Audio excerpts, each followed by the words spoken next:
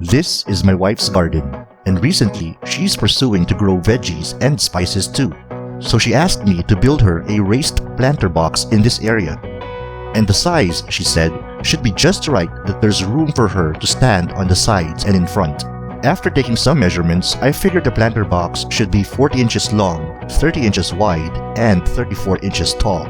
And the easiest way to build it is to build it upside down. Okay, less talking and more doing. Let's do this.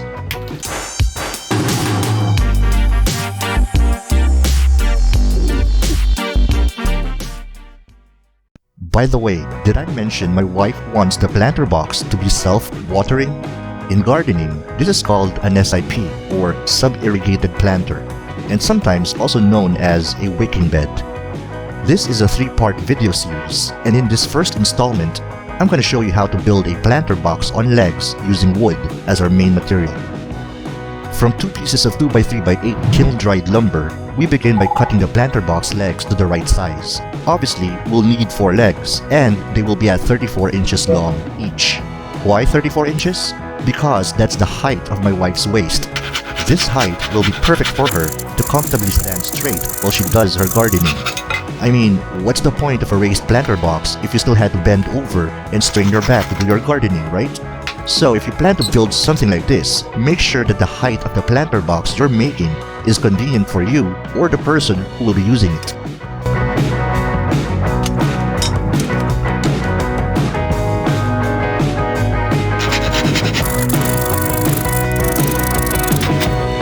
That's 2, that's 3, and 4.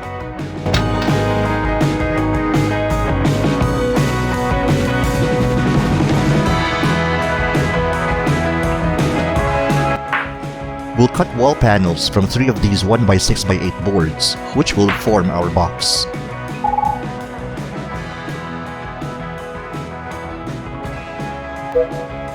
For the long side panels, we'll need 4 pieces that are 40 inches long each.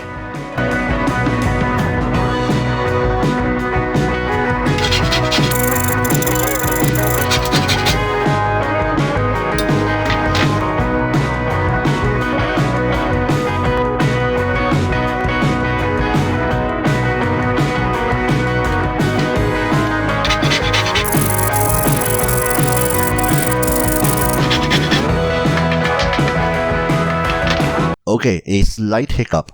This is my third and final 1x6x8 board, from which I will need to produce 4 short side panels. The problem is, if I need each short panel to be 30 inches long, then this board isn't enough. I asked my wife if it's okay that the width of the planter box is a bit shorter. She said it's fine, so we're good to go. So now, if I had to cut this board into 4 equal pieces, then we'll only have 24 inches per piece instead of the planned 30 inches. Okay then, let's saw this off. Now this is the 4th and final short panel, and we have a bit of excess wood that I need to saw off.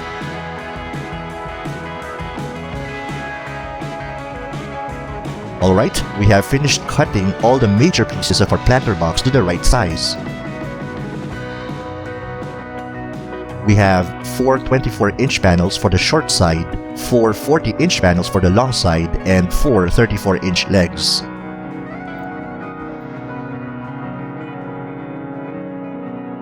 In the next stage, we will do a lot of sanding. Since I don't have a sanding machine, I'll just make a sanding block out of this excess piece of 2x3, which is the right size for my hand. We'll just need to taper the edges and corners so it's softer to grip. Perfect.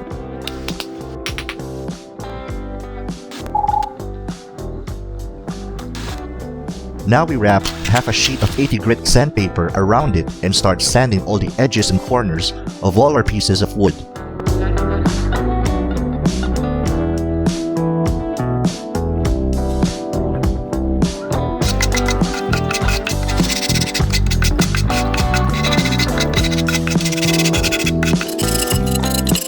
Why do we need to sand the edges? Two reasons. One, it makes it easier to paint the wood later, and two, do you know how painful it is to accidentally bump your shin, wrist, or elbow against wood with sharp edges?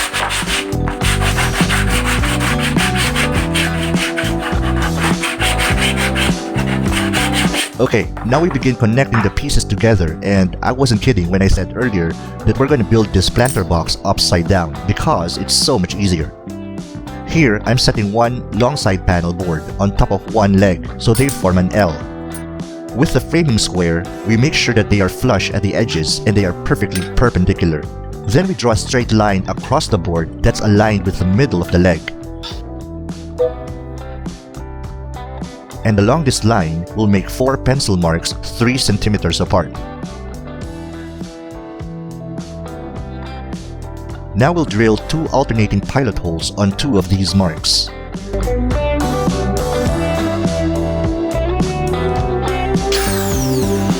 The pilot holes will allow us to easily screw in our wood screws without breaking the wood.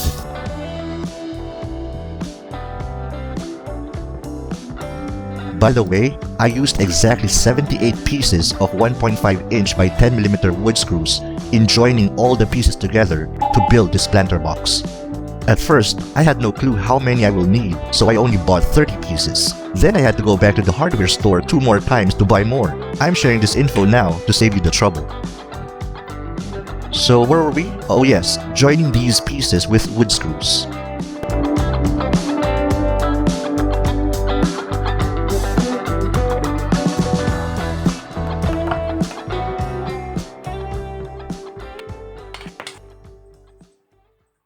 Oh yeah, that feels sturdy.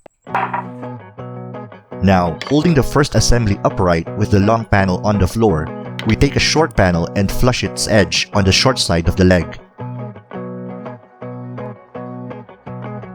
And just like earlier, we made 4 pencil marks 3 centimeters apart. But this time, the 2 pilot holes will be on the other 2 alternating marks, so that the screws we'll place on this side will not intersect with the 2 earlier screws from the other side. I hope that makes sense.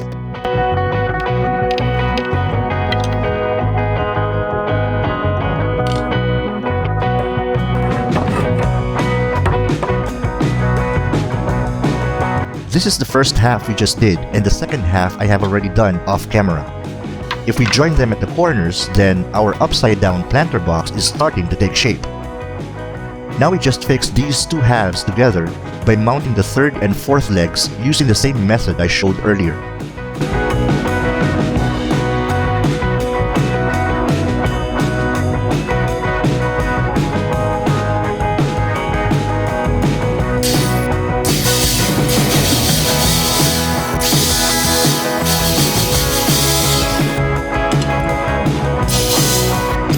To make sure that the legs are perfectly perpendicular to the wall panels, always refine the angles with a framing square before tightening your wood screws.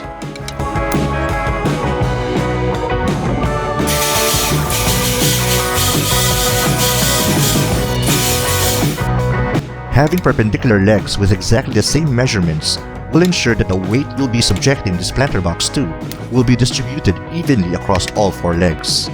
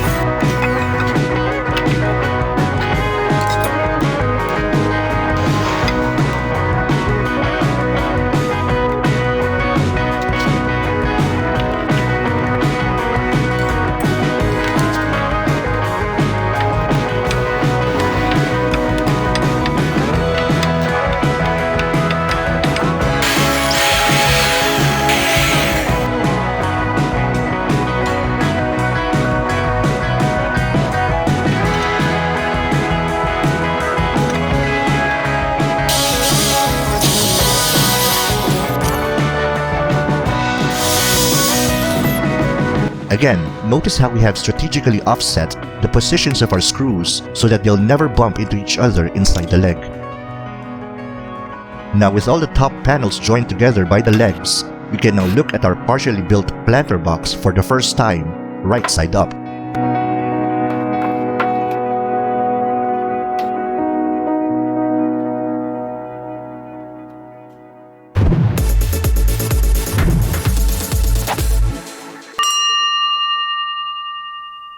With the planter box upside down again, I use the best looking pieces to be part of our front side. I'm also inserting a wall strip between the top and bottom board to add more depth and personality.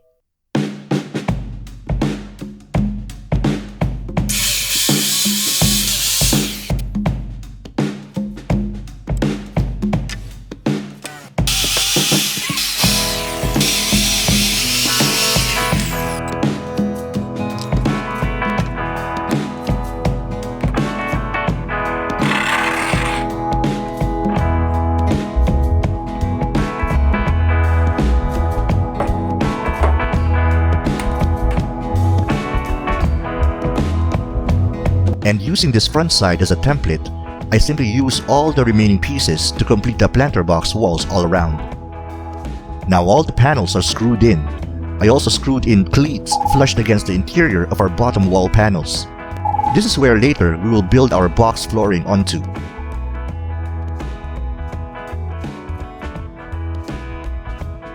Another small issue I encountered was that the screw slightly went past the cleats, creating sharp protrusions all around. This is clearly a hazard because an unknown person might prick his hands against these in an attempt to lift the box from underneath.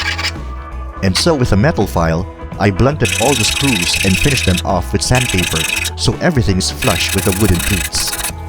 Speaking of cleats, let's grab this opportunity to sand them so there's absolutely no sharp edges that may injure our hands whenever we lift this planter box from beneath.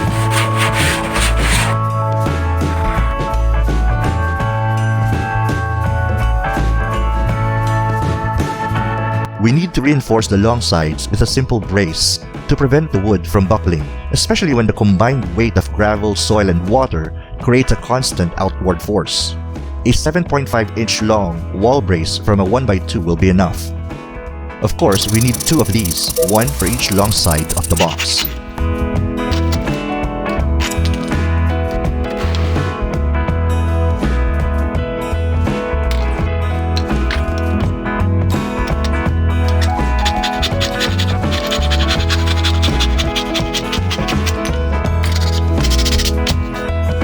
However, before we can mount the wall brace, we first need to install our center 24-inch floor cleats on top of the cleats we mounted earlier around the interior of our bottom wall panels. We need to ensure this is at dead center so it perfectly aligns with the wall braces we'll install right after.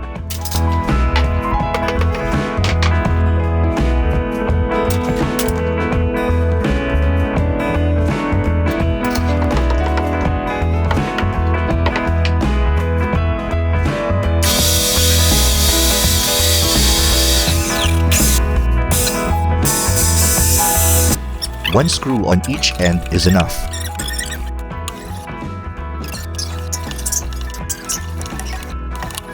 To install the wall braces, lay the planter box on its side and slide a piece of wood underneath.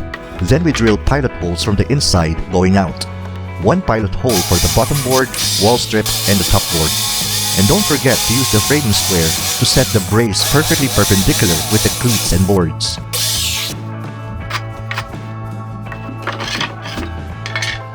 Then we stand the box up and insert the wood screws from outside until they protrude a little bit inside.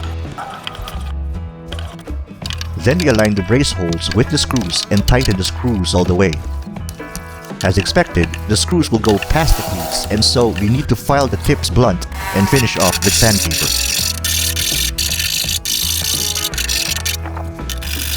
Then we install the wall brace for the other side using the exact same procedure. By the way, let's take a closer look at some of my wife's baby dahlias, peppers, and tomatoes in these tiny pots. Observe how the soil looks so rich and moist. The water is actually being sipped by the plants from the green tray underneath through the holes at the bottom of each pot. The interesting part is, the last time she put water in those trays was a week ago.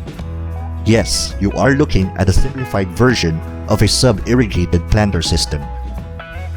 Sure is a good weather to plant today. Anyway, let's move back to our planter box. So with the center floor cleats and wall braces screwed in tightly, it's time to permanently mount the rest of the floor cleats.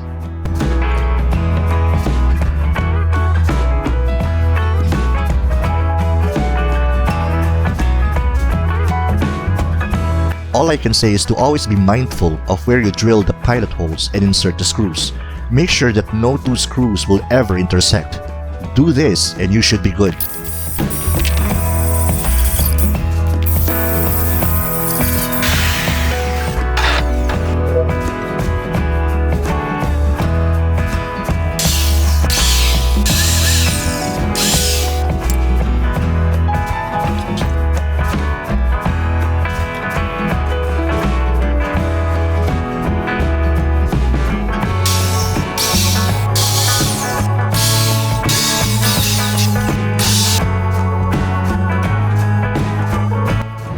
And voila! The base structure of our raised planter box is complete.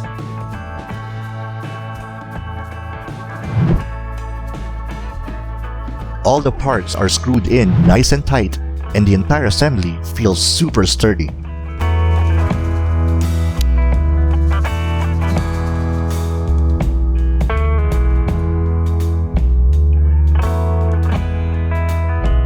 In the next video, or the second installment of this 3-part series, I'm going to show you how to properly sand all the panels and weatherproof everything. After all, this will be placed and exposed outdoors, so it has to be heat and water resistant 24/7. And I'm also going to show you how to complete the flooring and neat tricks to install waterproof lining so the planter box can effectively hold and withstand soil and water. These and so much more. If you aren't already, be sure to subscribe and enable the bell notification so you don't miss the next video all the way to the conclusion of this project. This is Handyman 007. See you in the next video.